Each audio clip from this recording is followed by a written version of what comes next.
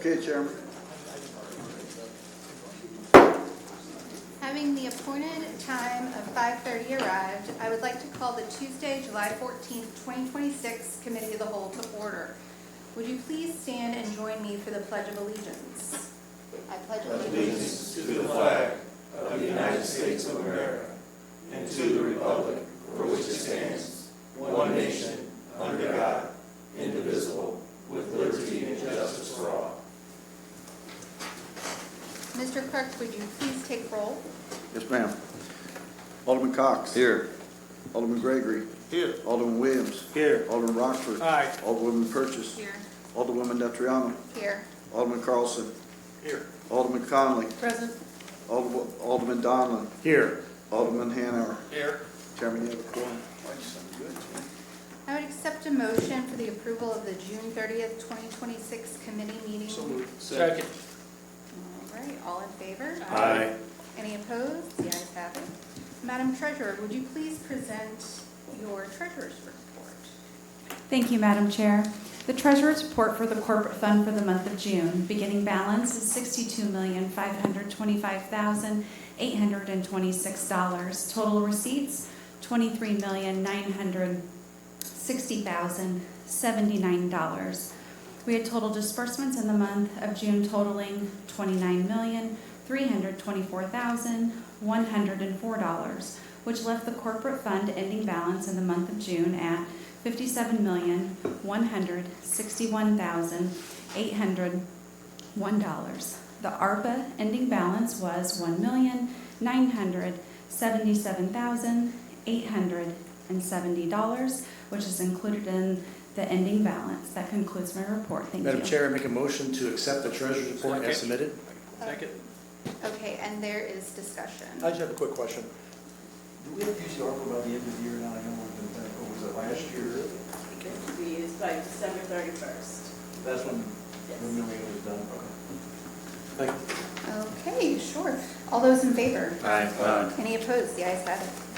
There is a presentation tonight, and the mayor will present or introduce. Thank you, Chairwoman.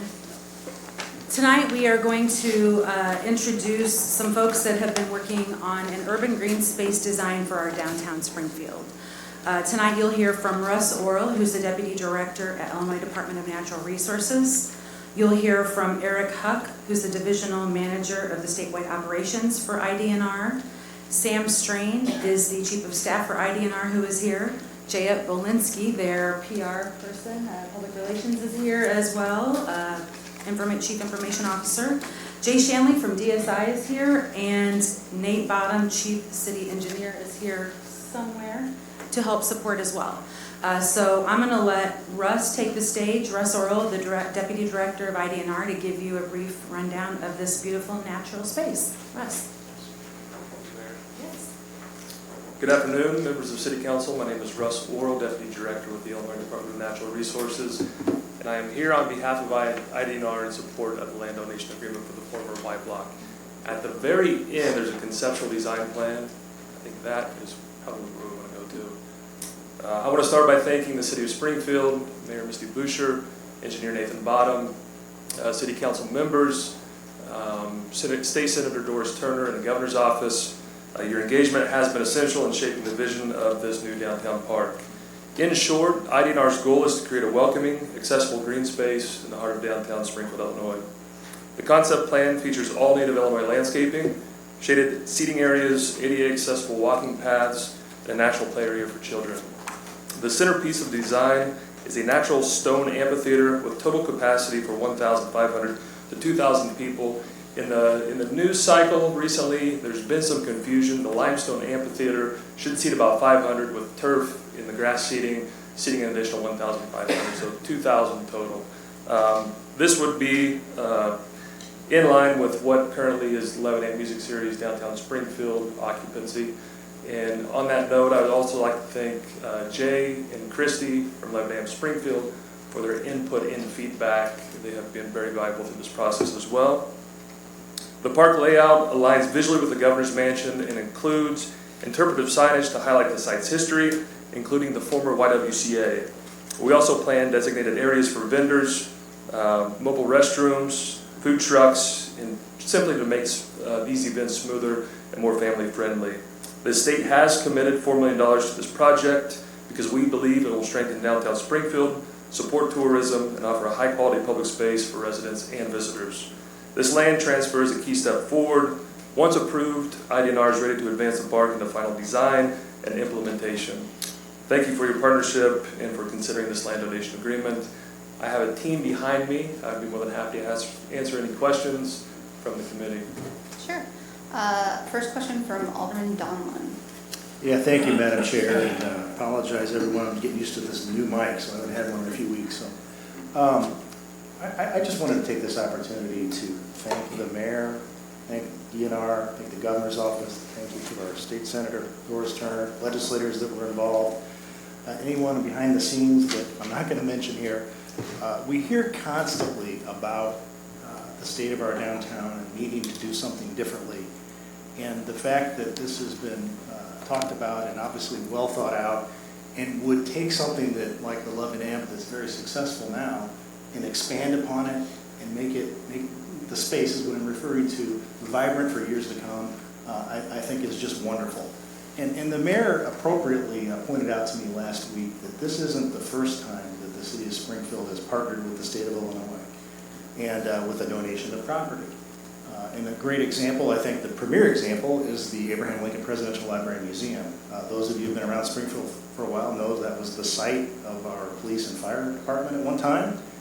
And as part of, I believe it was in the Sarah administration, the land was donated, and just look how successful things can be when units of government partner together and work and think something through and try to make a community better. So really, I don't have a question, but I just want to say thank you, thank you, thank you. This could be powerful. We hear a lot, and I'll say it, we hear a lot, why can't we do what Sherman did in their part of their south end, their south end of town, I'll say north side. It's very successful, and this will compete with that in a good way. And I know Sherman people will come here and other people from all over the place and as we visit there at times. But thank you again, and thank you for the opportunity to say a few words, and I can't wait to see it come to fruition. Thank you for those comments. Alderman Rockford. Yeah, thank you. Per conversation with the mayor and then looking at these drawings, so we're going to flip the stage back over on Capitol Avenue. And so, you know, the slope of the hill, are we going to dig that out? Are we going to lower that? I see we have seating, and so can you kind of go through that and kind of explain how that's going to, you know, because the low side of that park is down towards the governor's mansion. Correct, 100%. Yeah. And as we were kind of moving through the conceptual designs, and there was multiple renderings associated with this final design that was approved, and originally we kind of had the same layout as 11 Amp originally, right, with the stage being on East Jackson Street corridor, and that was kind of what we used as we built, and we began to take feedback associated with, you know, whether it be 11 Amp Music Series in Springfield, governor's office, state legislators.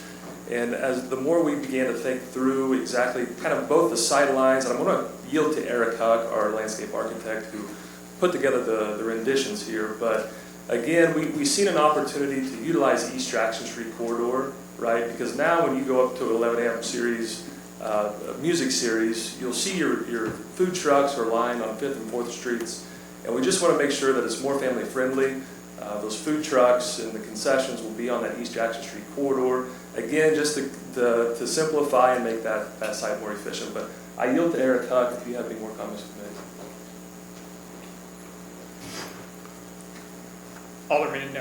Ward 4, Larry Rockford, thank you for this question, appreciate it.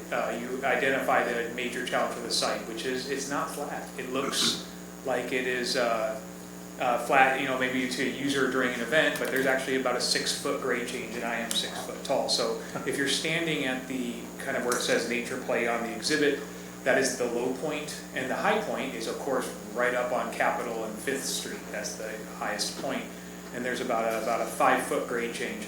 The intent would be that we would have to accommodate a design like this by some retaining walls. The intent would be then also to use a native stone to create that grade change that could be a fun feature for kids and also be a seating area when there's not 11 amp or similar sized event.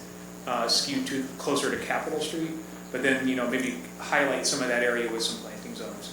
But we would accommodate about a 4-foot grade change over the course of 80 feet with some stepped low walls that could become a feature to interact with. Because I'm just looking at the lawn seating, if you don't drop it, your stage is on Capitol Avenue, and the lawn seating, I mean, if we having to look over people to, you know what I'm saying? It's just, Yep. With the infrastructure, I don't know what's underneath, the infrastructure underneath, that sort of stuff. If you scrape it and build it up behind it, that's my question. I just, Yeah, with the natural slope of the. So the yellow and kind of rocky looking area, that is intended to be about a 3 to 4 foot grade change. Okay. And then it would kind of slope down into a more flattened performance space or viewing area. And the stage could be left a little higher, Sure. so that it, of course, could be viewed from a distance. Very good. Thank you. Thank you. Okay, Alderman Williams. Yes, thank you, Chair. So you're representing IDNR. Yes, sir.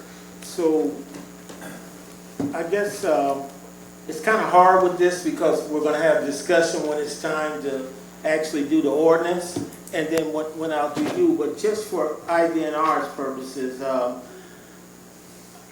are you guys going to have a form or something? How does the public use this as far as your agency? Is your agency going to run who's using it, and if people can fill out a form and utilize it, or is it run like a state park or what? That is a great question. There's internal discussions happening now associated with the designation associated with this park moving forward. And what I mean by that is, the state park designation, right? We don't see, once construction is complete at the park, we don't see there being any impacts with events moving forward. The same ones that would be housed currently on site, we will continue in that direction. With that being said, if it is a state park designation, there are permits required, and it's pretty simple. It's what's called an activity permit, $25 fee that has to be filed just so we know who comes on site with groups of 20 or more.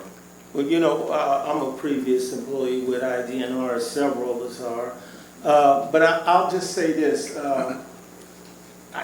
In dealing with the parks, there are fees involved and forms involved and requests that have to be approved. Currently, as we have this, it really isn't. It's just kind of an open space. So I was trying to see how much control and, regulated part of how this would work with people, our citizens, being down there. Mm-hmm. Would there be times when it's closed and when it's open, or would it always be open?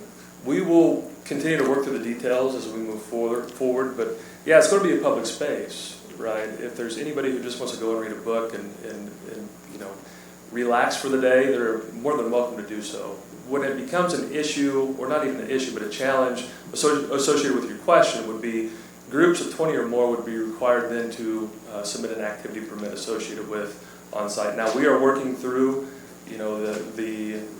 I guess the bureaucracy associated with what that looks like, and if we can make this even more efficient associated with having those groups on site, we plan to do so. And again, we want this to become just that the heart of downtown Springfield as we build out, whether it be the green space corridor, we have Dana Thomas House, Old State Capitol, and we just want to continue to beautify downtown Springfield is all we're trying to do. And if we can make things more efficient, we're going to do that as well. I understand that, but, my question is going to get to the actual ordinance when we talk about how you get to do this, if it has to be free, and I'm going to hold those questions until we're at debate on the actual ordinance itself to do this project. So talk to me about timeline then. What is your timeline for this project to get completed? Good question. So right now, once the land donation, assuming it is approved by City Council, we estimate about a month for closing on site for IDNR to take ownership of the property. From there, in parallel, we are also involved with the site remediation program moving through the Illinois Environmental Protection Agency. We anticipate it coming to close by the end of August. At that time, we do have the conceptual designs and the justification for so completed.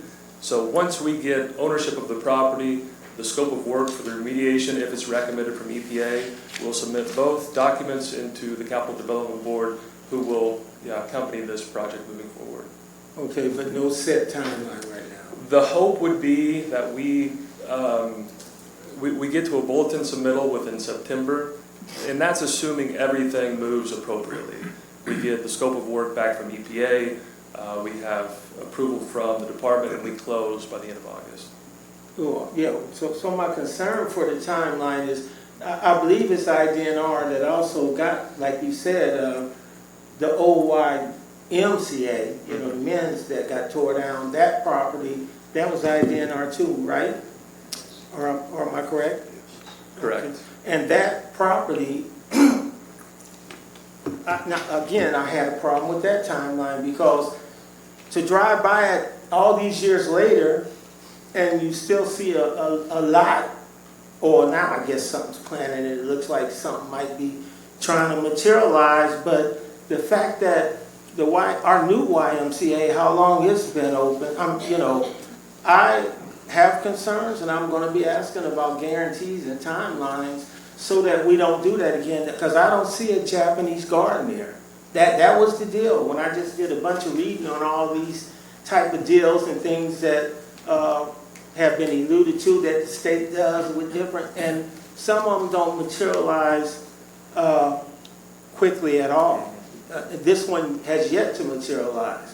So if you don't even have that one completed, how is IDNR, and you can't even tell me about what the timeline is going to be for what we're talking tonight, not even a chat. I'm just wondering, what are we really doing here, and why is it always painted like it's so good for Springfield when we as a council need to be asking for guarantees and timelines and other ways to do things? So were you involved with the decision making, or you're just the agency that they picked to say, hey, you guys are going to do this? So I have been involved with all conversations leading up to this point. Okay, so you were in the room when somebody decided this is going to be given to the state?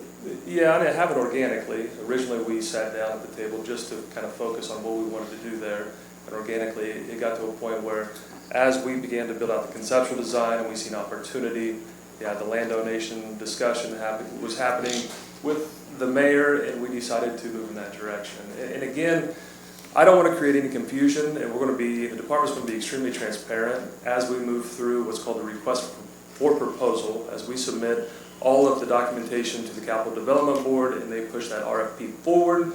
We will be completely transparent with all of you through that process too, and this is a partnership both between DNR, the Governor's Office, and the City of Springfield. We see this opportunity, and we just simply want to be transparent and work as fast and hard as we can to get that part filled out. What part of the project would be a no for you? Would make you say, we're going to stop, we ain't going no further? If enriched uranium was found, I guess, underneath this, and that's sarcasm and a joke, but Yeah. at this point right now, there has been nothing that points me in the direction associated with stopping this project. So when you get it, it's yours. There's no turning back.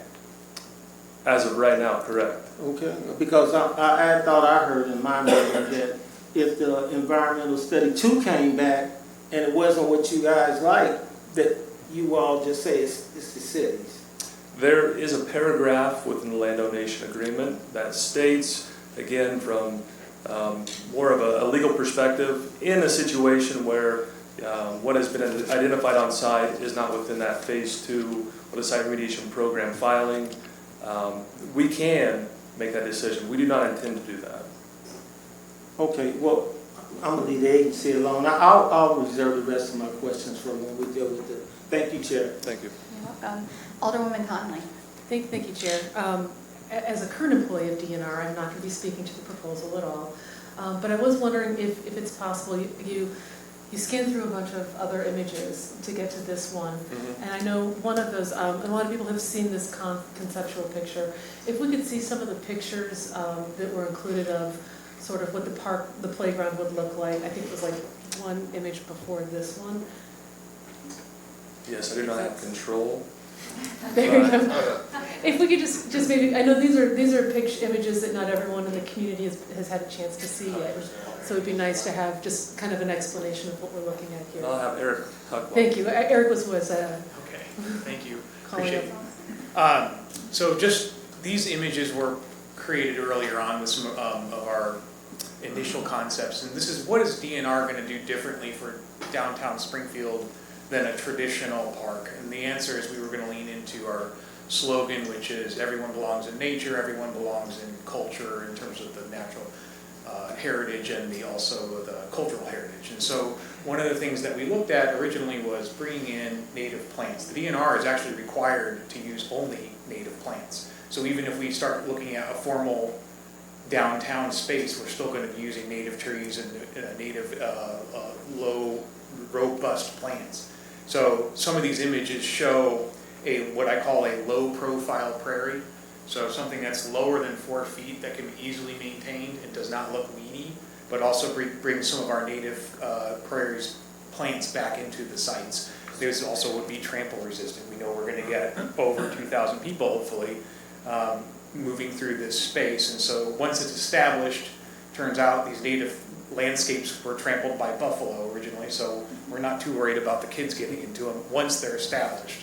Obviously, there's going to be some attrition and some maintenance, but the idea would be to have a low, very clean-looking native planting that's not turf. But then the majority of the site will be a turf zone because we're going to be accommodating large programs such as those provided by Lebanon. We also, when we were looking at performance spaces, the DNR would like to keep our material costs associated with fuel and moving materials to the site, also native to Illinois.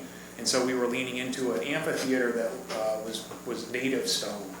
And where we query this will be up to a larger design process, but the idea would be that they would have a lot less miles on the materials coming to Illinois. They would already be here from a local quarry. Those amphitheater seat walls will be very low, the site's very flat, and so we're just trying to accommodate a little bit of a seating area that's more formalized. Also, you can, when you have a formal seating space that's like an amphitheater, you can pack more people into it. They can sit closer together, whereas the lawn seating is a little bit more spread out. And then we also talked about doing some water conveyance around the outside edges. Again, one of the challenges downtown Springfield has is associated with water flooding. We know that this park has wet feet, i.e. water standing during our worst rain events. So we would accommodate some resiliency in the design. Some of the costs associated with our improvements will assume that there will be a little bit of water on it during our worst rain events, of which we're seeing some significant changes in our amount of the frequency of rain events that we've gotten.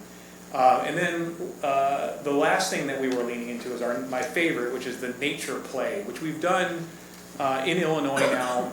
Instead of leaning into a traditional playground, because of course what the kids are going to do during an event, when this is not 11 amp series, we wanted to also welcome the citizens of Illinois into this space to use it outside of events.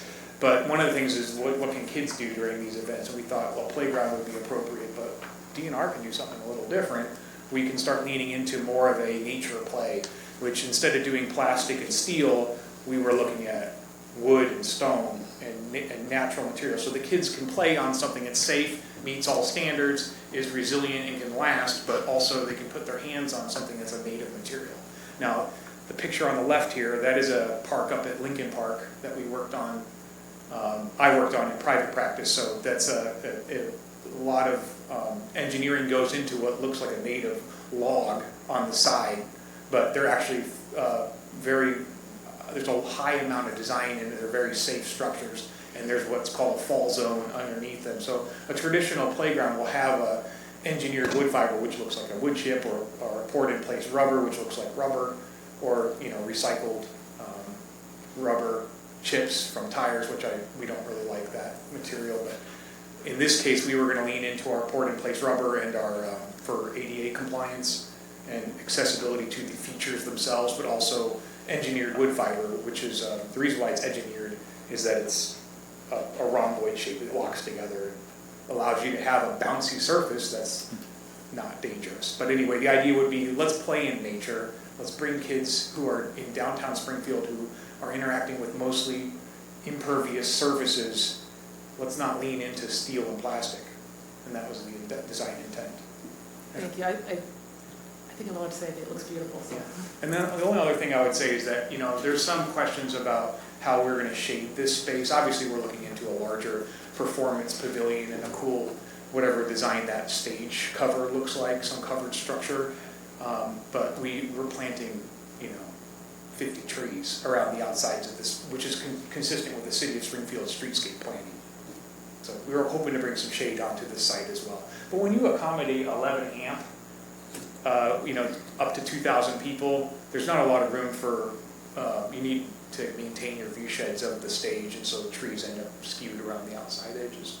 But I love the idea of bringing in some shade where we're doing food trucks, so that when you're standing in line for that lemonade or, you know, that cool drink, you don't have to suffer in the heat of, you know, a 90-degree weather today. Thank you. Thank you very much. Thank you, Chair. Alderman Gregory. Thank you.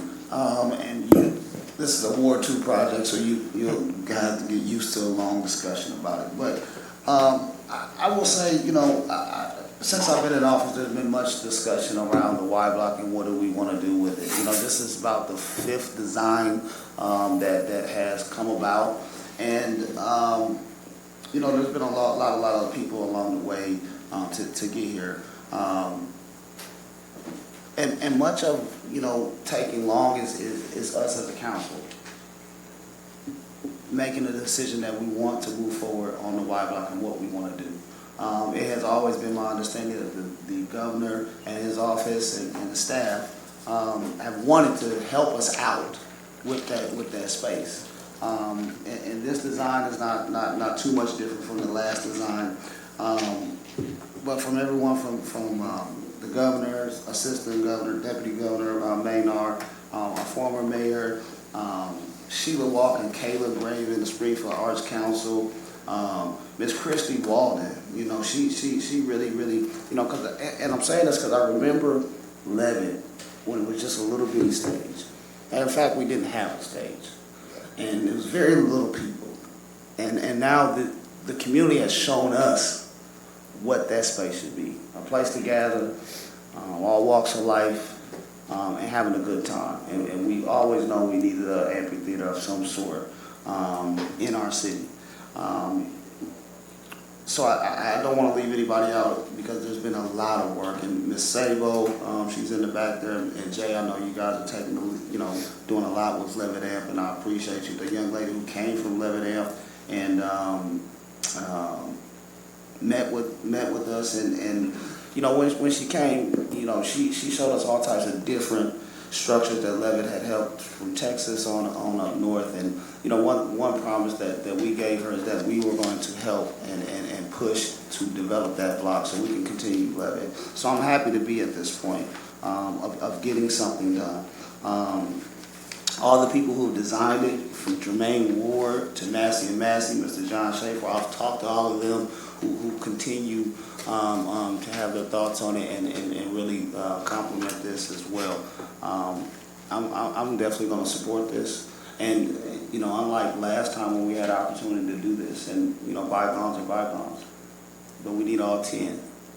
I need all 10 of us sponsoring this, so we can send a message to the state that we are okay and we want to develop this, you know. And I can tell you guys, I've been at a couple of these meetings. I haven't been at them all, but I've been at a couple of them. And the questions that I see, if anybody knows me, they know they've been asked. Whether we're going to get compensation for it, those questions have been asked. Those conversations have been had, and we'll leave them there. But ultimately, it's always my goal is to do what the people want, and the people have shown us that they want that block developed. They want to truly have a space to really grow Levitt and grow that. Now, I will say there's one event that I don't know if it's going to accommodate real well, but it's the Chris Nichols runs it. Alderwoman Purchase. It's the, you know, big guys. They throwing this big old thing. Highland Games. Yes. Are we still going to be able to accommodate that? Because I know between that and Levitt, those were two of the main events And I would like to see those things continue. We talked about Levitt, but it looks like it's going to be some space up top for them to continue that those games. All right.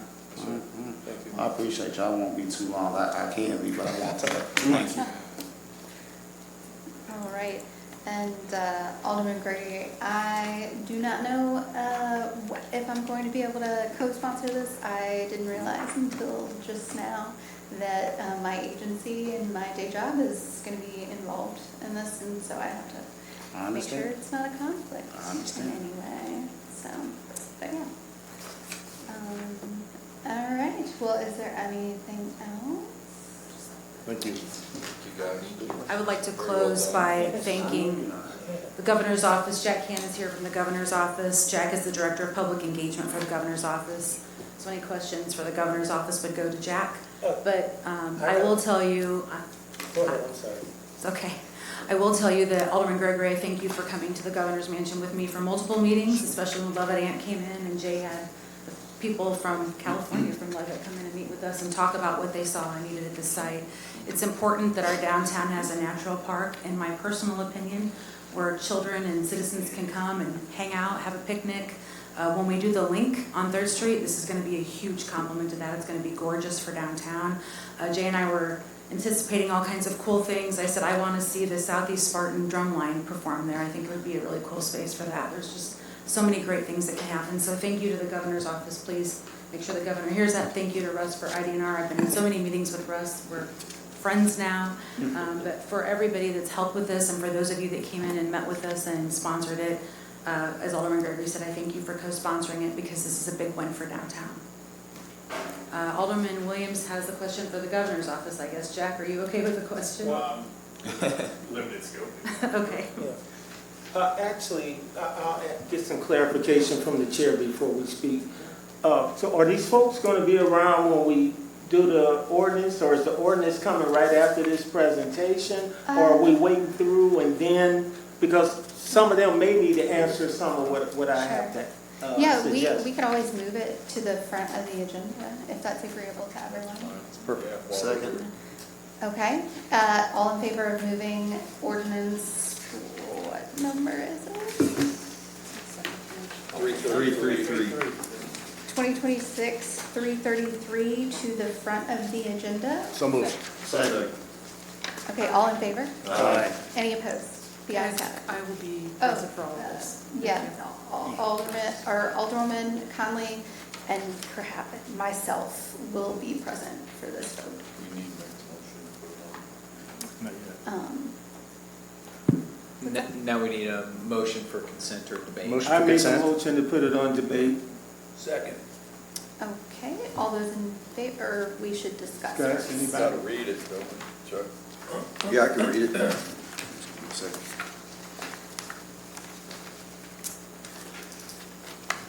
2026-333 is an ordinance authorizing the execution of the agreement between the State of Illinois Department of Natural Resources and the City of Springfield for the donation of the block bound by 4th Street, Capitol Avenue, 5th Street, Jackson Street for the Office of Public Works. All right, so we're, any discussion? Alderman Williams? Oh, no, I'm waiting for, I wanted it on debate, but now we're doing discussion, correct? Yes. So, the reason why I got this on debate, because the presentation was nice, but there's questions, and that'll give us an extra week to get a little more, maybe guarantee or understanding. But this thing has created a dilemma for me, because I'm a true believer. If the aldermen or alderwomen want this and it's in their ward, I usually support them. That's why you see me listed as a sponsor, because through much heated discussion, I have to yield to him. It's his ward after all. My ward constantly tells me, hey, stay out of that. That's not us. And I do. I usually go with whatever the alderman is. However, that doesn't mean I shouldn't say things and try to ask questions to do what's best for Springfield, even though this alderman wants it. And in saying that, he says he wasn't in all the meetings and all the rooms and things, but I looked at the history. And this city has spent over $11 million, closer to 12, on this Y block, or back when it was called the North Mansion block, and it's had a few names over the years. But in spending that money, I'm trying to figure out how we decide to, somebody somewhere just said, well, we're going to give it away for free. I want my colleagues to consider that, to think about that. We're going to give a block, an important city block at that, away for free. A block that were at one time a law school, or at one time a green space with water or with ice skate, and they had all kinds of things going on. And I see the ideal. I see the plazas being built. So I like it. I like this presentation. I just don't like it being for free. Not when we spent so much. I don't know who was in the room negotiating for us. I want to know if the governor's office just plain out says we're not going to pay for it. We paid you first. When you look at the North Mansion block and how we got it and what went on, we paid $1.2 million back then. I believe it was, let's see, it's 2.35 acres, and we paid $1.5 million in 2014. We paid that much, and then since then, $10 million more. So that's where I'm getting to the $12 million. And now we're just going to give it to free, but we started off paying them for it. We need to do our job sometime. So then I asked myself, okay, Sean's arguing, he wants it because something's finally going to get done. Donald saying, yeah, here's another person that can do it because this council, I'm going to say refuses, because we could do some of this, but we're broke. The mayor told me we're broke. So we're going to give it to them, and then they're going to do it. So I need to know the guarantees. I need to know, well, what's the timeline and how long, and what's the rules to this. That's why I'm putting it on debate. How are my people going to use it? Right now, they just go down there and do whatever. But when it becomes a state park, maybe it won't be under that. That's what the guy is saying. Not necessarily like a state park, but I know what them folks go through and what they go through and the costs. It's not free using state parks. It's not free. There's fees all over the place about state property and state property. We have state property here. But my whole purpose, this has to be thought out. It's like the other one, what we were trying to do. We don't think things through. We just say, oh, here's a pretty picture. Oh, it's going to be great. Let's do it. And then don't put the onus.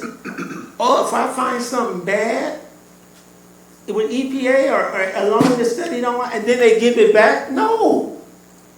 As is, like you buy a car or something. As is. If you're going to get it for free, it's yours. So when EPA comes back and says this is under, this got to be, that's on them.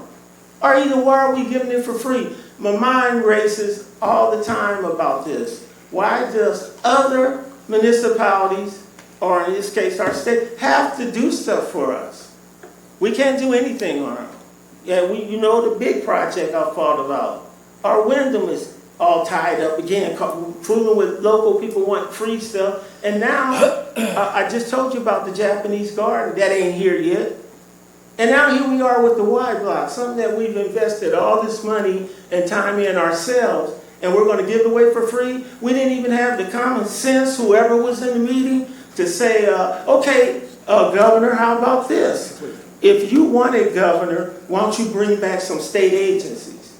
That's helping downtown. Have the governor say, okay, in exchange for the Y block, I'm going to put 2 state agencies back downtown. That gives you people, shoppers, activity again. It ain't always got to be so lopsided like it is. So that's all I'm saying, because if it's just about a park and something pretty with our state flowers are ugly. There's a couple of them that, most of them look like weeds. But the little park right across from the Abraham Lincoln Library, nice, looks pretty. Nobody's hardly in it. Every time I drive by, it's empty. So we would have the Levitt. Well, what's the agreement there? Is it just with Levitt, or is it with the city? Before we give it up, we need to think through these things. Even if we didn't want to do that, and the governor says, no, I can't get you no state agencies. But he spent $80 million getting it putting it out there on the mall. Do you imagine what it would have been if he would have gave that complex to downtown Springfield? How many workers? how big that place is, an $80 million investment in Springfield. Now I'm bringing Springfield back, but we don't open our mouths. We give stuff away for free and cut bargains. I don't know what we're doing up here. But it's your ward, and I can't say, but understand it. I want to know everything. I want to know if I'm buying a hot dog or a drink or whatever, how's that taxing? Is it like it is with the state fair, or is it just like our regular city tax? What's going on? Those kind of questions we need to think through. We could have possibly did what we do with our lake. We could have said, we're not giving it to you. We're going to let you have it for $1, lease, and have a lease. But we still keep ownership, but then you do this beautiful project you want to do. But just giving something away after we spent so much money, I think is wrong. I had to get it out.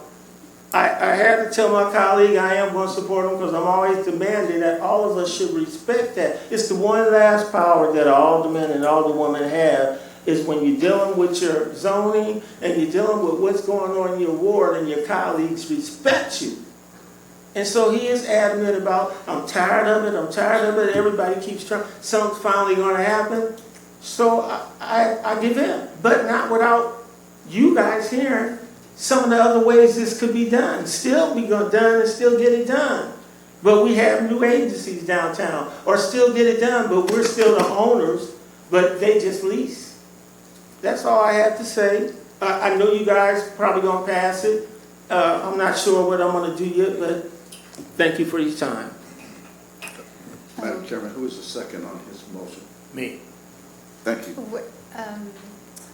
Okay, yep, got it. Alderman Gregory.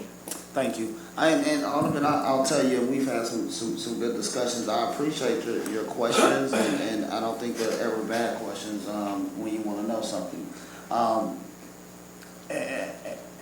And the cusp of this is, man, we can sit here and argue about money and stuff, but in the end, we got to keep thinking of the people.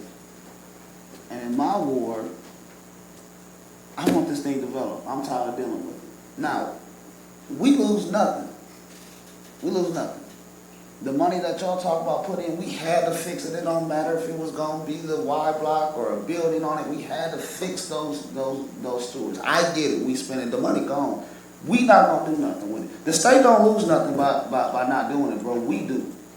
We do. The state don't lose nothing by saying, you know what, I'm going to keep my $4 million. Y'all do whatever the hell y'all want to do. They don't lose nothing.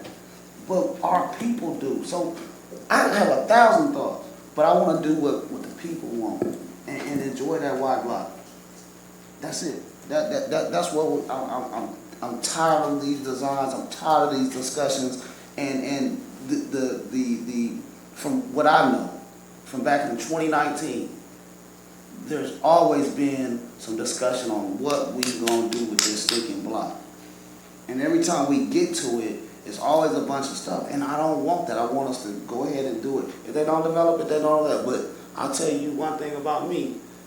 We want to develop, and we run into some snags. You call the mayor, you call me. Because I, just like we did with this firehouse and had to put down some more barriers to make it be there. I want to do what's necessary to develop the block and other things throughout the ward. We're not doing nothing with it. We don't have the money to develop it, bro. It's free. The people use it. They use it, and we want to make it. And they always use it. I'll say this, and I work at a state agency too. And, we have security and everything else, but guess what? People come, go, homeless, in, out of beautiful buildings filled with marble. Every single day. Every single day. And don't nobody bother them. It's all good. We open and we close. There's a structure. So, and I would envision that's how this is going to work because it's a state property. I don't really have no fear on that portion of it, my brother. But I understand your questioning. I get it. Some of that other stuff don't really have nothing to do with the Y block itself. But I understand your point in that, bro. But as we talk, it's in my ward. I want you to support it. And let's roll. All right. I appreciate you. Sure. Just a point of order, Alderman Williams, I don't know where your numbers are coming from, but I had Public Works pull from you what happened with previous administrations. The city has spent $4.6 million on it, so IDNR will end up spending more than us when it comes to improving it and taking care of it. So that started with 2014 with the purchase of $1.5 million with Mayor Houston. So I have those numbers and I can share them with you all. Alderwoman Purchase, do you mind if? no, go ahead. Alderman Williams. The budget one, Carol, Ramona? yeah, Ramona, I'm sorry. Well, no, I ain't gonna involve you yet. This is the transition report, something that we didn't do. The transition report that covers the Wyndham, we never did a transition team, and this is where we start making these mistakes. I got it. It's got the numbers, the year, the mayors who were in, and all that stuff. So I know she may know her numbers, but I'm telling you, right here, clear as day, it talks about approximately $10 million in the area to get it development ready. It talks about the $1.2 million that the city paid the state when it was North Mansion Block or whatever the word they was using back then. And the building, the YW was still standing and all that. So a lot of time has passed. But we can't forget about the history of what we spent and what we didn't spend, and it don't matter, Mayor, even that much. Give us that much back then. If it ain't my $11 million that I came up with, whatever we put into it, give it back, or do the lease, or bring some agencies. That's helping downtown. Guarantee that the people will never pay. Alderman can't guarantee that right now. He said, I ain't gonna. I've been to many state parks. There's fees. So I need to understand from IGNR, how's this going to be set up? Who's going to regulate it? Is it going to be security there? Like at certain other state parks, some have it, some don't. Is the park police going to do it? The IGNR park police? Or is it going to be our police or the state police or all kinds of stuff? So that's why I put it on debate. But I don't like it when we just see a pretty picture and just go for it because somebody's doing something for downtown. When are we going to do something for ourselves? This is a chance. This is a chance to say, I'm going to get a few agencies back down here. And like a little barter thing we got going. Or I'm going to still own it and it's going to be beautiful, but I'm leasing it to them. I never give up on it. There's a lot of other ways to do this than just outright free. That's all I'm saying. I'm not arguing with you. I told you I'm going to go with it because you want to go with it and it's your war. I don't think it's the smartest thing. Thank you. Okay, Alderwoman Purchase. Thank you, Chairwoman. I want to start by saying first, because it was confusion when the BOS Center came, that I didn't support it, and I fully did. I support Alderman Gregory, but I don't think, Director, I heard you say there's other events that have happened on the Y Block that are associated with downtown, and I'm sorry, I didn't get to meet you in any of these meetings because I wasn't invited to them, and me and Alderman Gregory share downtown. So some of my businesses who do have events on the Y Block, will that still be able to continue to happen? And I know that you said that you're working on your procedures and your policy right now, but how will that work? I didn't get to hear you when he brought that up, and Alderman Gregory brought up a specific one. Yes, and apologies. That's Moving okay. forward, as we develop and bid out this park, we shouldn't see any impacts associated with the events being scheduled, whether it be... That's been previous or even new? That's correct. Okay. Now, I don't know all events that have been scheduled on site, therefore... We've had like Pride Fest that had been on the Y Block before, so would that still be available and an opportunity for them to be able to bring it back to that space? Yes, ma'am. Okay. And then, like Alderman Gregory said, Chris Nichols, he has a big tournament that comes there as well. Will it be a fee associated with it? And I know that you said you're still in the process of getting your procedures together. Correct. And just for clarity, IDNR state parks are free to use. And I would tell everybody to go out, hike. These are your parks for free. Use them. In regards to the question associated with the fee on site, any event scheduled at a state park currently that has 20 or more people for that event would be required to pay a $25 activity permit.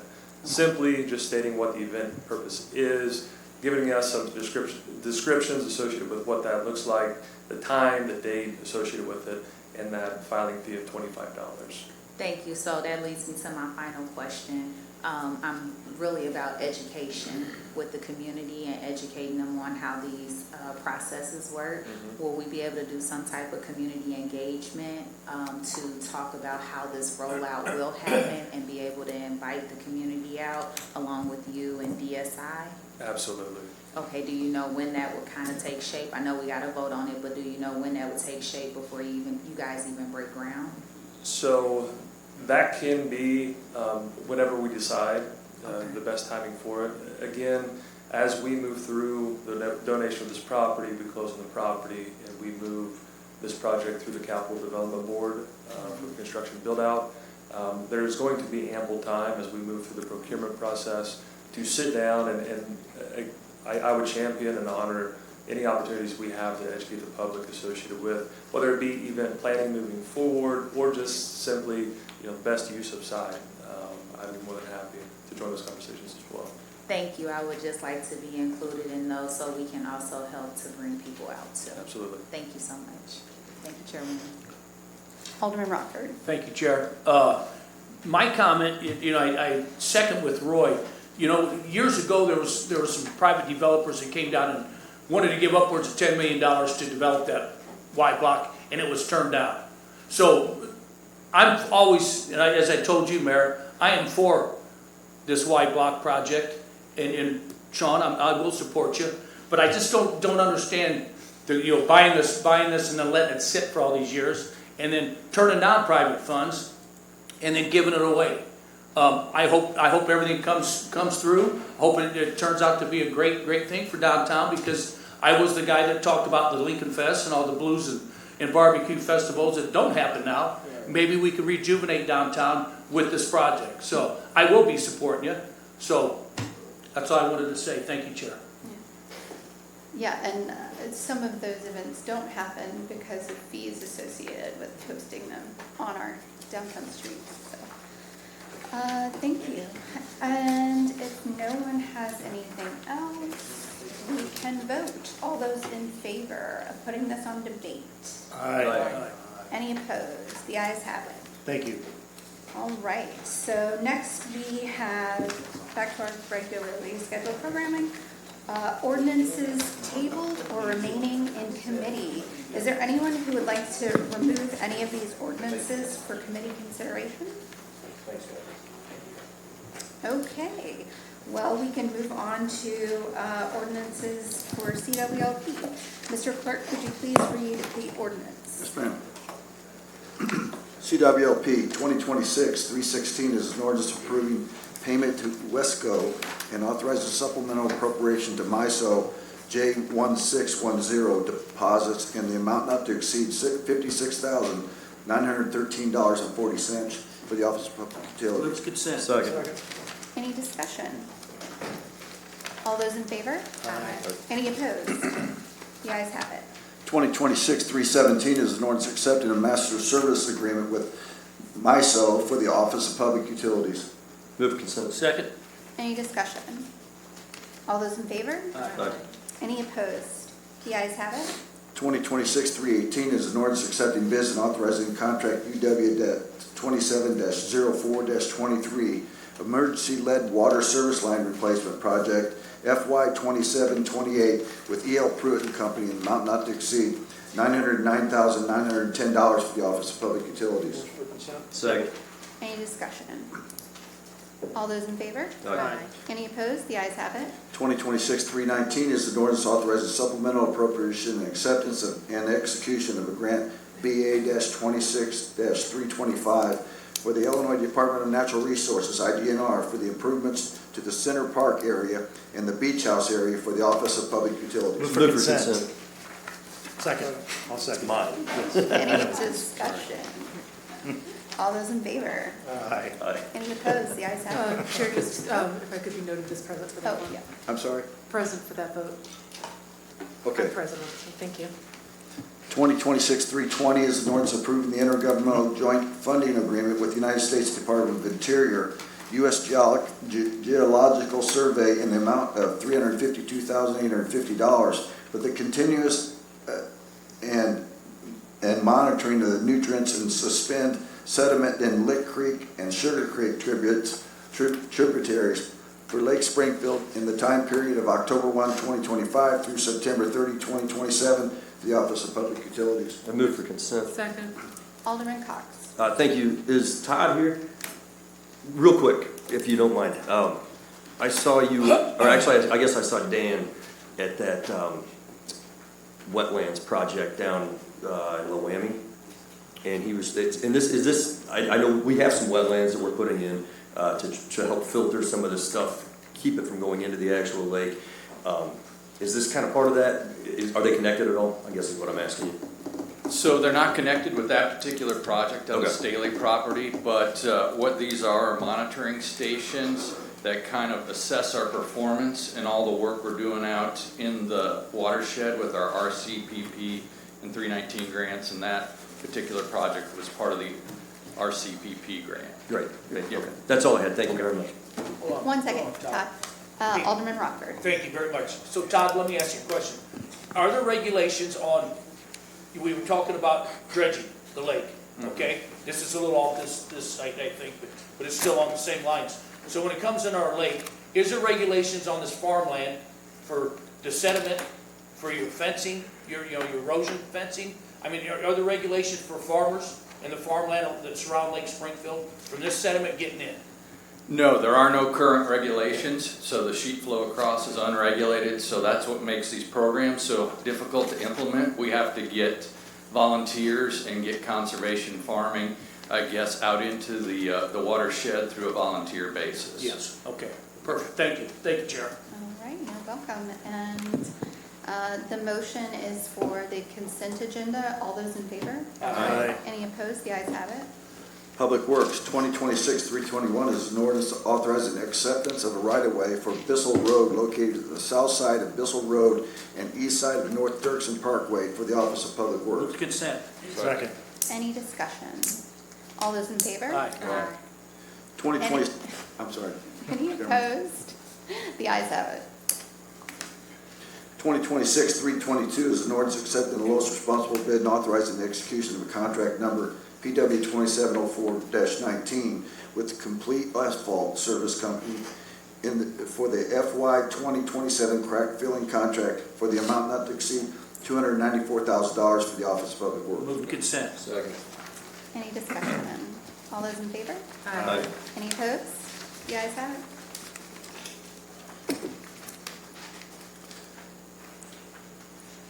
We moved 323 to the front, so it's 2026-322. No, not we that moved one. 330. I'm sorry. Move to the front. 2026-323 is an ordinance authorizing acceptance of a one-year contract of RFP PW 2706 with P.H. Broughton and Sons, Inc. and Rayhan Brothers DBA Sangamo Construction, Inc. for the street and alley repairs for the amount not to exceed $2,200,000 for the Office of Public Works. Move for consent. Second. Any discussion? Alderman Gregory. Real quick, I'm not gonna put this on debate or anything, but, Director, I know I'm not gonna ask you to come up or anything, but I want to, get with you and go over just some of the alleys that we missed over the years, and not only that, I really wanna take a look at, alleys and put some priority on alleys, that people, that's their only access point. A lot of apartments and things in my downtown portion, their only access points is the alleys, and it's my belief that they need to be, almost as well as the roads, because that's their only access points. And we got, garbage trucks and stuff, and it tears it up a little bit. The guys have been patching them, and we're thankful for that. But some of those are in need of a lot of work. So I appreciate you, sir, and I'll follow up with you. Okay. All those in favor? Aye. Any opposed? The ayes have it. 2026-324 is an ordinance accepting the lowest responsible bid and authorizing the execution of contract PW 2705-26 with P.H. Broughton and Sons, Inc. for the FY 2027 Seal Coat Program in the amount not to exceed $461,250 for the Office of Public Move Works. consent. Second. Any discussion? All those in favor? Aye. Any opposed? The ayes have it. 2026-325 is an ordinance regarding the variance request of Section 153-157L pertaining to access to an arterial street in Centennial Park Place for the Office of Public Works. Move for consent. Second. Any discussion? All those in favor? Aye. Any opposed? The ayes have it. 2026-326 is an ordinance approving the revised preliminary plan for Centennial Park Place for the Office of Public Works. Move to consent. Second. Any discussion? All those in favor? Aye. Any opposed? The ayes have it. 2026-327 is an ordinance approving the variance request of section 153.158B2 pertaining to creation of a flag lot and shared access to Fenura Ridge subdivision for the Office of Public Works. Move to consent. Second. Any discussion? All those in favor? Aye. Any opposed? The ayes have it. 2026-328 is an ordinance approving the location of a sketch map for Fenura Ridge subdivision for the Office of Public Works. Move to consent. Second. Discussion. All those in favor? Aye. Any opposed? The ayes have it. 2026-329 is an ordinance regarding the variance request of section 153.157L pertaining to access to an arterial street in Gateway subdivision in the Office of Public Works. Move to consent. Second. Any discussion? All those in favor? Aye. Any opposed? The ayes have it. 2026-330 is an ordinance regarding the variance request of section 1.53157N pertaining to private streets for Gateway subdivision in the Office of Public Works. Move to consent. Second. Any discussion? All those in favor? Aye. Any opposed? The ayes have it. 2026-331, an ordinance approving the variance request of section 153-158B2 pertaining to creation of a flag lot and shared access in the Gateway subdivision for the Office of Public Works. Move to consent. Second. Any discussion? All those in favor? Aye. Any opposed? The ayes have it. 2026-332 is an ordinance approving the location of a sketch map for Gateway subdivision for the Office of Public Works. Move to consent. Second. Any discussion? All those in favor? Aye. Any opposed? The ayes have it. 333 was voted on. Yep. General City Business. 2026-334, an ordinance to increase the number of Class A liquor licenses by one for the Bus Stop LLC DBA, the bus stop located at 430 East Monroe Street. Move to consent. Second. Any discussion? All those in favor? Aye. The ayes have it. 2026-335 is an ordinance to increase the number of Class AA liquor licenses by one for 2730 6th Street Liquor LLC Spring Liquor and Wine located at 2730 South 6th Street, Suites B and C. Move consent. Second. Discussion? All those in favor? Aye. Any opposed? The ayes have it. 2026-336 is an ordinance to decrease the number of Class D liquor licenses by one due to the closure of the business by Roots Latin Grill LLC, DBA Roots Latin Grill located at 4127 Wabash Avenue. Move consent. Second. Any discussion? All those in favor? Aye. Any opposed? The ayes have it. 2026-337 is an ordinance to decrease the number of Class D liquor licenses by one due to the closure of business by Barbecue Integrated Inc., DBA Smoky Bones Bar and Fire Grill, number 7513, located at 2660 South Dirksen Parkway. Move consent. Second. Any discussion? All those in favor? Aye. Any opposed? The ayes have it. 2026-338 is an ordinance approving the appointment of Robert Mueller to the Springfield Urban and Forest Commission. Move to debate. Second. Any discussion? Or Alderwoman Conley? Yeah, thank you, Chair. I understand Mr. Mueller is in the audience today. If you want to come up and just introduce yourself briefly. Good evening, Mayor, Alderman, and City Council members. I'm Robert Mueller. Want to thank everybody for consideration of nomination to this council. Through work with the Springfield Bonsai Society, had a whole lot of opportunity to introduce trees to a whole lot of individuals here in our city of all ages and experience levels. Hoping to use that same lesson of stewardship, thinking in terms of decades instead of days, in terms of trees with Springfield's urban forest canopy. Mostly looking to learn on this commission, observe from a lot of the experienced individuals that are on it, and contribute by making some thoughtful contributions. Thank you. Thank you. And I just want to be real clear, your appointment goes on debate because we put all appointments on debate. It's not a statement of anything else. But thank you for your offer to serve. We appreciate it. Very good, thank you. Thank you. I'm interested in the bonds, actually. I'm trying to get rid of bonds. All right, all those in favor of putting this on debate? Aye. Any opposed? The ayes have it. 2026-339 is an ordinance approving the payment to Val Friday, a City of Springfield firefighter, for settlement of workers' compensation claim 24-WC-032595 in the amount not to exceed $44,974.56. Move And we're consent. going to hold this. We'd like a motion to hold. Okay. So moved. Sorry. Second. All those in favor? Aye. Any opposed? The ayes have it. Can I ask a question? Ms. Chair, I'm sorry, I'm late. Sure, Alderman Gregory. Can we touch on why we holding this portion of the CDBG funding? No, I'm sorry. No. Wrong one. I'm gonna go ahead. Proceed. Okay. Okay, so did we vote? We voted, yes. All right, moving right along. You ready? 2026-340 is an ordinance authorizing acceptance and execution of a grant number B26-MC-17-0023 FY26 Community Development Block Grant and Home Investment Partnership Program Grant number M26-MC-17-0209 for the total amount not to exceed $1,779,363.29 for the U.S. Department of Housing and Urban Development, covering the FY26 program year activities for the Office of Planning and Economic Move Development. for consent. Second.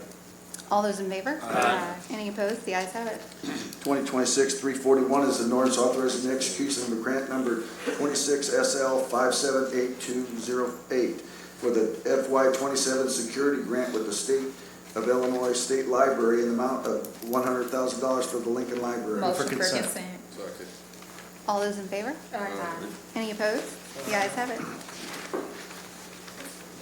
2026-342 is an ordinance authorizing a one-year extension contract, CS 24-04-01 through June 30th, 2027 with Republic Services, Springfield DBA Republic Services of Sangamon County to provide waste hauling using single stream recycling in the amount not to exceed $300,000 for the Office of Budget Management. Can we put this on debate for right now? Sure. And I know it's a recycling section of it, but I do think there's needs to be a little bit of discussion on with Republic and their services throughout our city. We have been getting increasingly complaints. I know I have about when they pick up, when they don't pick up, missed pickups and things. And I just don't get those for the other companies. And I just think we just need to make sure that they're still on track. But thank you. Okay. Any other discussion? Everyone in favor of putting this on debate? Aye. Any opposed? The ayes have it. Madam Chairman, 343 is not on the agenda. It was posted on our website but didn't get on the agenda, so I'm going to read that into right now. Sure. It's ordinance accepting contract with Cone Inc. for repairs of a freight elevator at the Municipal Center East in the amount not to exceed $117,273 for the Office of Budget Management. Consent. All those in favor? Aye. Any opposed?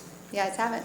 2026-344 is an ordinance accepting quote number 367-3669 and authorizing the purchase of 14 APX 4500 mobile radios and accessories from Motorola Solutions for the amount not to exceed $78,963.22 for the Springfield Police Department. Move for consent. Any discussion? All those in favor? Aye. Any opposed? The ayes have it. All right, thank you, clerk. And next, is there any unfinished business to come before this committee? Alderman Gregory, or no, that was from previously. Alderwoman Purchase. Thank you, Chairwoman. Corporation Counsel, I received 4 phone calls within the last 2 days about animal control, and I think there's a silo within messaging. So one individual had went and got a permit, and animal control said they took the raccoon down the street and let it out in the woods. And then another resident said that they was only able to take so many of the groundhogs. Is there any way, I know previously I asked for them to come in here and be able to talk about their process, just so that it's transparent for the community. And I've personally had my experiences with going and getting my permit from IDNR and catching a couple groundhogs and being able to take them to animal control, but I was never under the understanding that you only could do so many and then you were done. So I don't know if you can attest to that. I know we're still in the process of working on their contract. Is there any way that they can actually come in here to City Council? Well, I can reach out to them and ask and see if they will come and explain that procedure. Thank you, because I think it should just be one message, like one band, one sound going out versus us individually having issues in our wards and getting different messages to send out, or receiving those calls and saying they said it to one individual and then another, and I didn't know that they just take them and let them out in the woods and then said they couldn't come back to get any more. So I just think them coming here would be really helpful. Thank you. Thank you, Chairwoman. Yeah, thank you, Alderwoman. Alderman Williams. Yeah, what's the latest on animal control? The update on the numbers or something we were waiting on last time? So we received a proposed agreement on Friday with the county, and I'm in the process of reviewing it. And what are they operating now under? Just the old contract language, or how's that? Right, the old fees that were put forward to the council, and I can send those to you, but it was I don't have them. All right, so the timeline for this new stuff they sent you would be I got it on Friday, so it'll be, I've got to look at it. It'll be a week or two for me to look at it. Thank you. Okay, so, that's all, Alderman Williams, yeah? Oh, yes. Okay, and I will say to the point, I understand Corporation Council, your need, of course, for review of the proposal, but I think we should be able to review it as you're reviewing it. I just feel like there are instances where, we're asked for our buy-in from this administration on certain projects, like the YBOT project and potentially this contract for animal control. And we're, as alder persons, not read in until the absolute last minute on things that have been ongoing and in discussion and highly developed over years. So I just would request that we, rethink how we operate. I know myself and other alders I've worked with, when we want co-sponsors and buy-in, we circulate our proposals beforehand, before something appears on the agenda, to get a message out, to build a coalition, to do some PR for a program. So I think it would be a good idea if we could get a look at that animal control contract before it's actually on the agenda. So, thank you.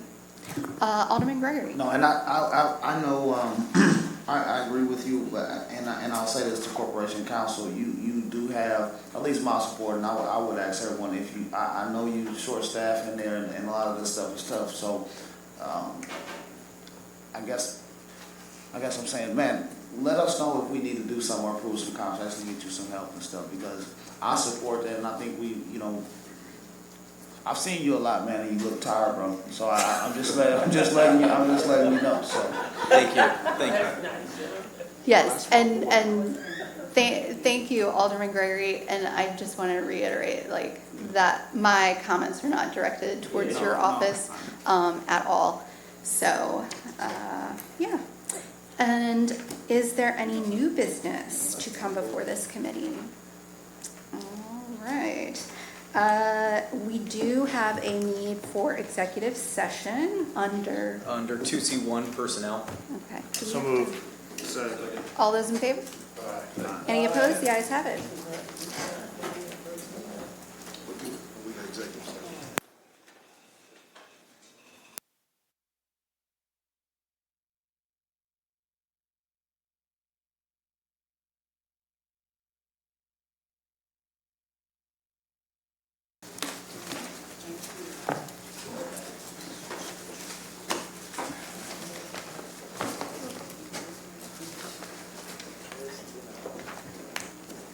Motion to reconvene. Second. All those in favor? Aye. Any opposed? The ayes have it. Now it's time for citizens' requests to address the committee. Are there any citizens? Ken Pasha. He's out for a cigarette. Michael Flowers. Supposed to be out for a cigarette. Yeah, well. Jay Channel. Jay is right up here. Another cigarette.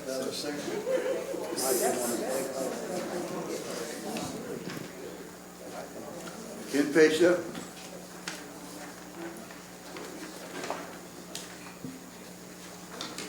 It's not your guys' fault, but I gotta say, it's really annoying county runs concurrent with this. It's intentional. A DUI, huh? Drove away at the first stop, gave a bad ID, and then some more BS. Back up off the mark a little, please. Of course. Thank you. It's deeply frustrating that we continue to see this sort of bad behavior from SPD, and it's tolerated.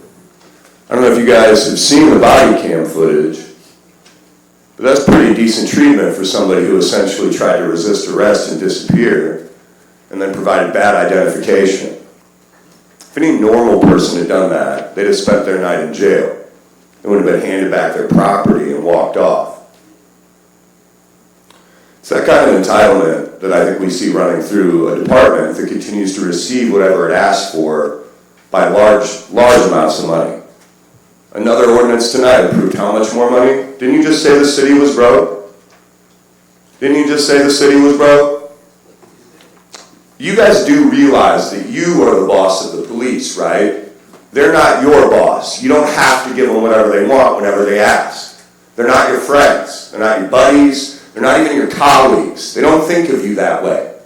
Because every one of you, if you got a DUI and acted that way, would be in a lot more trouble than a private investigation we may never hear the results of if we're lucky to get her terminated. Which maybe you guys have already terminated her. Who knows? That's the problem with their union contract, is none of that stuff happens transparently. You guys can't even discuss it in front of us. Public servants who receive a vast majority of our budget, more than most departments by significant margins. And what do we get for that? We get 14-year-olds tackled in front of their family and friends for the suspicion of walking down the street in broad daylight. We see a 19-year-old get punched in the face by an officer who still laughs when people tell him careful not to hit anybody. He thinks it's funny because the consequences were minor. That's the kind of behavior they get away with because they're above us. If you don't believe that, look at the treatment. What about Egan? You know, I know Chell. I know her well enough to call her Chell. You know, she just got through all of that. She had a shop she just started when that happened. And what happened to Egan? Where is he? Walking free. Probably still at a bar, drinking freely. And what does he think will happen next time? Not much. Because you can hit two people on a bike and barely get a slap on the wrist. Why? Because you can get an SPD lieutenant to come be your character witness. When are you guys going to wake up and recognize that they act with impunity? Because the list of bad incidents would take up a lot more than the last 2 minutes. It is absolutely appalling that week after week you guys hand them tens of hundreds of thousands of dollars. For what results? Citywide surveillance that none of us could even FOIA if we asked? Bad outcomes with citizens and children being assaulted, but when one of their own does it, give us time. Well, she's off duty. You should be fired immediately. A pizza driver would be fired immediately for a DUI. Is that a joke? You're telling me somebody blessed with the power of life and death gets to just what? Get a slap on the wrist if the union wants it? Because she is a former VP of it, of the PBA. Do you guys know that? What kind of treatment do you think they're fighting for? I bet you know and I don't. And that's the frustrating part, because it's never going to happen for most of us the way it happens for them. You know what qualified immunity is. Could you imagine saying that because you were at work you could get away with literally anything, including murder? This is an absolute travesty that that's what we see occur here. And where's Chief Beal? You guys remember when he brought 50 cops here to verbally assault my friend for an hour? An absolute character assassination PR campaign when he trotted Mary Shanklin up here, who the mayor's giving money to for her campaign to run against Sean? Where was that? Where's he at? Where's the statement? Where's the public statement about the officer that just embarrassed his entire department? There is absolutely no accountability coming from them in the way that they expect it from us. From people who manage to get it together on their own and don't have an entire department that'll do it for them and pave over it and slap them on the wrist. It is absolutely disgusting that the collective power here is often nothing more than a rubber stamp. Michael Flower.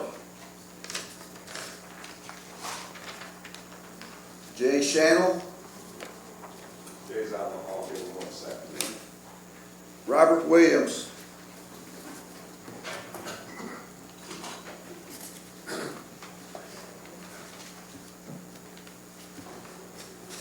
Good evening, City Council members. Last time I was here, I was under a lot of depression because of my brother's death, and I wasn't waiting around for a response. And then this officer told me, y'all remember, but he told me, some disrespectful thing coming at me again. Told me his crouch. He'd be my ASS, and he's still working. And what I want to lead off at from there is that I had went over to the police station to file charges, and the lady that was taking the statement, her and another detective lady officer, after I was explaining the situation, agreed that they heard the same officer be disrespectful to people. And just last week, a friend of mine's, Sequita, she was arguing with somebody in the park, which has nothing to do with the library, and she went in the library, and he kicked her out of there because of what happened in the park. But it wasn't no fight, wasn't no physical, just verbal conversation. But he felt he got the authority, the power to, make these decisions. I thought the decision came from Nick. And Nick been boring me for the longest. Every time I come up here, I'm going to talk to you. Okay, all right, that's what I say. Now that I finished saying what I had to say about Tim, I still want to file charges if it can, because this ain't the first time he done did this. He didn't even call me a county market and tell me what you want to do. Man, I don't want no smoke, so I ride away. But I want to know, last time I was here, I left because, like I said, my brother died. I didn't know about it for over a year on our mother's birthday. And if I'd have had a place to stay, I would have had phone access to my family. And it just didn't go that way. I ain't perfect. I make mistakes, and I made some, but I haven't made none since. And I've been talking to y'all about getting a job, working with mental health, working with the people on the street that's mentally disturbed. And I just want a part-time job, not a full-time job, but I think I can do a better job because, like I say, I listen, they come to me, I don't have to come to them, but they don't want to talk to the people with mental health because they don't want to be confined in a little small quarter. even me, I don't like going, I miss a whole month and they reassign me to someone else. And I also want to give a shout out to Capital Township for making this happen. They signed a check to get, so I could get the place, but it was Shannon and Mary and them that went to bat for me, so I want to shout out to them. But I still want to know what we're going to do about Tim, what we're going to do about my request for a part-time job as a mental health counselor. I can go back to school if I need to, but I don't think I need to because all the things I've been going through in life, you know, I have learned. So I'm going to leave that. I'm going to let y'all give me some answers now, you know, if y'all don't mind. What y'all going to do about Tim? The real funny part, though, is that I actually went by his rule about the sidewalk, told me I couldn't go on the walk on the sidewalk, which is not their sidewalk, even though the bricks are made like the library. They said that's their sidewalk, so they had me walking in the street for 2 days.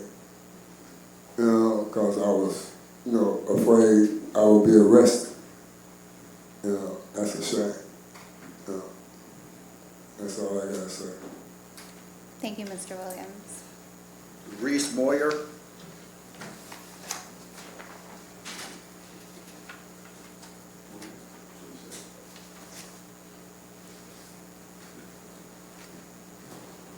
Thank you for resetting